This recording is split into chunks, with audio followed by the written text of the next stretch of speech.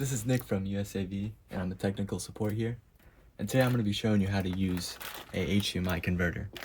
So we're going to take everything out right here, and we're going to have a couple things. We're going to have something to give it power. We're going to have an HDMI cable.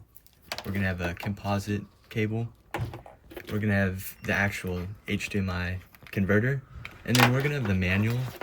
And we're just showcasing common problems and the fixes. So you're gonna want to set this up first, because we're not gonna be showing you that. So now that we have everything, take the time to plug everything in. Okay, so now that we're here, now we're gonna show you how to change the video. So we're gonna want to press all off to turn everything off, and then we're gonna press enter and store. And we press that once and it'll turn everything off, and then we press it again 2 times and it'll show the video.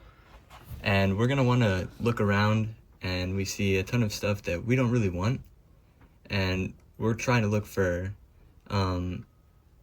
where it says NTSC Composite plus S, and that's basically the S-Video, which the converter converts it. And we're just going to want to press store just to set everything up. And now that you have that connected, we're just going to go and turn it on, and we're going to go to DVD. So now we're basically showing that everything is all set up. So if you have any problems, then you just have to change the video settings, and after that you should be set to go.